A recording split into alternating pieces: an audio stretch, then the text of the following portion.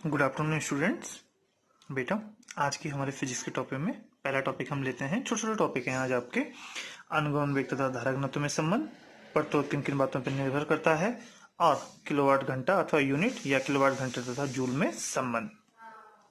तो अनुगमन वेग तथा धारा घनत्व में संबंध कि अनुगमन वेग और धारा घनत्व में क्या संबंध है। तो आप ये पढ़ चुके हैं धारा तथा अनुगमन वेग में संबंध। धारा तथा अनुगमन वेग में संबंध होता है I इजिकल टू NEA/VD, जो आपने ओम के नियम से पहले वाला चैप्टर पढ़ा था। टॉपिक धारा तथा अनुगमन वेग में संबंध। तो आपको पता है कि I इजिकल टू जो हमने संबंध निकाला था NEA/VD। अब आपको पता है कि J इजिकल टू I/A होता है। तो ये है आपका I और ये है आपका A। तो A हम मल्टीप्लाई में यहाँ भेजेंगे तो ये किसमें हो जाएगा, डिवाइडेशन में। तो I/A NEVD। अब I/A आपको पता है क्या है, J धारा घनत्व होता है, तो NEVD।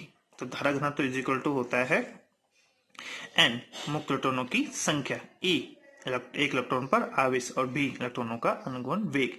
तो धारा तथा अनुगमन वेग में संबंध अनुगमन वेग तथा धारा घनत्व में संबंध होता है J इजिकल टू NEVD। अब आता है प्रतिरोध की निर्भरता कि प्रतिरोध किन किन बातों पर निर्भर करता है। तो हम सिंपल फॉर्मूला लेते हैं, फॉर्मूले के अकॉर्डिंग ही पढ़ते हैं, ऐसे याद रखना मुश्किल होता है। तो रो इज इक्वल टू विशिष्ट प्रतिरोध का जो फॉर्मूला होता है, रो इज इक्वल टू RA/L। तो R इज इक्वल टू, अब इसको इधर भेजेंगे तो रो A/L है, तो यहां जाके हो जाएगा L/A। तो अब प्रतिरोध किन किन बातों पे प्रोपोर्शनल लगेगा, तो ये कांस्टेंट, क्योंकि एक चालक के लिए ये कांस्टेंट विशेष प्रतिरोध उसका कांस्टेंट रहेगा, इसलिए ये हो जाएगा R proportional to L। R is inversely proportional to 1/A। तो R प्रोपोर्शनल टू L प्रतिरोध तार की लंबाई पर निर्भर करता है। R प्रोपोर्शनल टू L अर्थात लंबाई बढ़ती चली जाएगी तो उसके साथ उसका प्रतिरोध भी उसी अनुपात में बढ़ता चला जाएगा। या जो किसी भी चालक का प्रतिरोध होता है उसके लंबाई के अनुगमानुपाती होता है, लंबाई के बढ़ने के साथ साथ चालक का प्रतिरोध भी बढ़ता चला जाता है। R is inversely proportional to 1/A।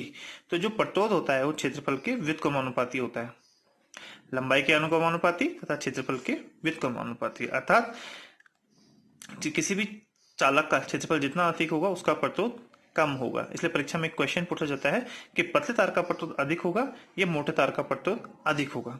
तो R प्रोपोर्शनल टू प्रतिरोध, लंबाई बढ़ेगी तो प्रतिरोध, क्षेत्रफल बढ़ेगा तो मोटा हो जाएगा, क्षेत्रफल बढ़ेगा, इसलिए प्रोपोर्शनल।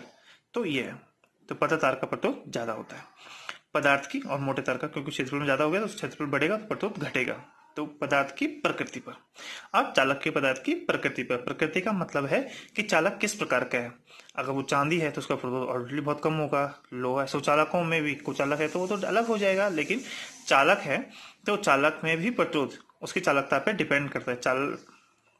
जैसे चांदी का प्रतिरोध बहुत न्यूनतम होगा, ठीक है। उसके बाद लोहा भी सुचालक धातु है लेकिन उसका प्रतिरोध ज्यादा होगा। तो चालकों का प्रतिरोध उनकी प्रकृति पर अर्थात उनमें उपस्थित मुक्त इलेक्ट्रॉन की संख्या पर क्या करता है, निर्भर करता है। क्लियर।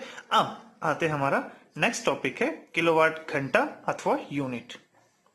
1 किलोवाट घंटा जिसे आप अथवा यूनिट विद्युत धारा का जो मात्रक है, SI मात्रक है, वो एम्पियर है। तो एम्पियर है, और ये जो किलोवाट घंटा अथवा यूनिट है ये विद्युत धारा का व्यापारिक मात्रक है। व्यापारिक का मतलब बिजनेस करते हैं। बिजनेस कैसे करते हैं कि जब हम अपना बिजली का बिल देते हैं, या आप किसी प्रतिष्ठान में या होटल में या किसी भी के ऑनर हैं, तो आपके पास हमेशा हर घर में बिल आता है। तो वो बिल उसमें लिखा होता है, आप खुद ही बोलते हैं व्यवहार में कि इतने यूनिट हो गया हमारा बिजली का बिल, इतने यूनिट आया है, इतने ये है। तो 1 किलोवाट घंटा, तो 1 किलोवाट घंटा किसे कहते हैं, तो 1 किलोवाट विद्युत शक्ति वाले परिपथ में 1 घंटे में जितनी ऊर्जा व्यय होती है वह 1 यूनिट अथवा 1 किलोवाट घंटा कहलाती है। तो 1 किलोवाट विद्युत शक्ति वाले परिपथ में 1 घंटे में जितनी ऊर्जा व्यय होती है उसे 1 यूनिट अथवा 1 किलोवाट घंटा कहते हैं। यह विद्युत धारा का व्यापारिक मात्रक है। तो 1 किलोवाट घंटा, तो इसमें किलोवाट एक राशि है और हावर दूसरी राशि। तो 1 किलोवाट इंटू 1 किलोवाट हावर, तो 1 किलोवाट 1 हावर। अब SI मात्रक, शक्ति का मात्रक वॉट है, तो 1 किलोवाट में 1000 वॉट, और 1 घंटे में कितने सेकंड, 3600 सेकंड। तो अब किलोवाट कार्य बराबर शक्ति बराबर होता है, ठीक है, पावर। तो शक्ति बराबर क्या होता है, work upon time, P = W/T। तो शक्ति का मात्रक वॉट, कार्य का मात्रक जूल और समय का मात्रक सेकंड। तो W = J/S। Into second, 3600 second into देखो सेकेंड से सेकेंड यहाँ कैंसिल हो जाएगा तो आपका बचेगा 1000 इंटू 3600।